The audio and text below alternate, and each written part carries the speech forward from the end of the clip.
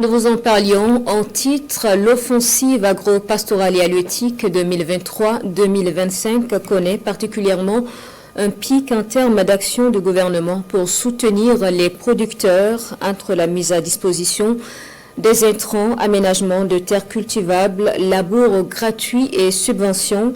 L'année 2025 aurait été celle de tous les records. À titre d'exemple, plus de 80 tonnes d'intrants sont mises à la disposition des agriculteurs pour la campagne humide et la campagne sèche. Plus de détails sur les mesures d'accompagnement du gouvernement aux producteurs au cours de l'année 2025, c'est avec Roger Kam et Sekou Zongo. L'offensive agro-pastorale et halieutique lancée en 2023 au Burkina Faso connaît son clou cette année 2025.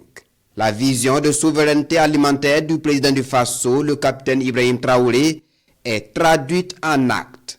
7 millions de tonnes de céréales, dont 1 million de tonnes de riz paddy, c'est l'objectif de production fixé par le ministère en charge de l'agriculture pour 2025.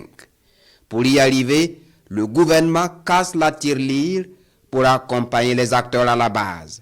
Cet accompagnement va de la mise à disposition d'intrants agricoles à prix subventionné à l'aménagement de périmètres cultivables en passant par des labours gratuits. C'est environ 70 000 tonnes de semences et d'engrais qui ont été mis à la disposition des producteurs pendant la campagne de saison humide. À cela s'ajoutent environ 15 000 litres de pesticides pour pouvoir donc accompagner également la lutte contre les ravageurs de culture. Et pour soutenir en fait l'ensemble donc de ces intrants à une grande productivité, il fallait également travailler sur la question donc des aménagements.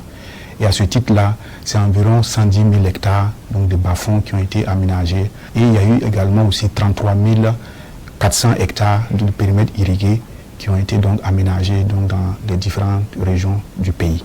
Les labours à prix subventionnés, eux, sont évalués à plus de 50 000 hectares pour la campagne humide écoulée, avec un point d'honneur fait aux personnes vulnérables, notamment les déplacés internes, qui bénéficient de labours à titre gracieux. Les acteurs de l'élevage ont également reçu plusieurs appuis du ministère à des prix subventionnés.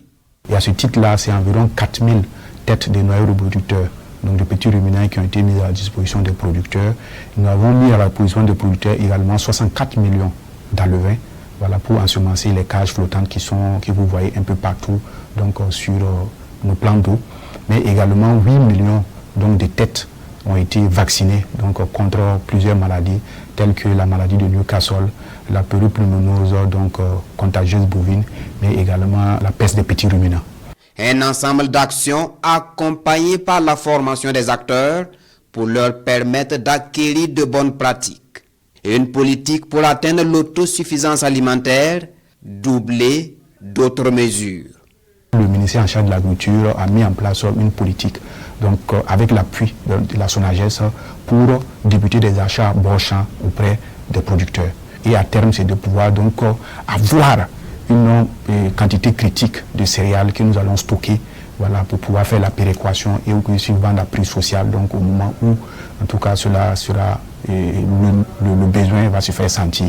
Et ça pour pouvoir réguler en fait les prix pendant cette période d'abondance, mais réguler les prix aussi pendant la période de rareté sur le marché.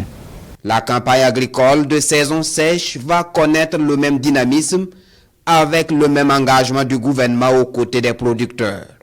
C'est 15 000 tonnes d'engrais chimiques, mais engrais organiques qui vont être mis à la disposition des producteurs.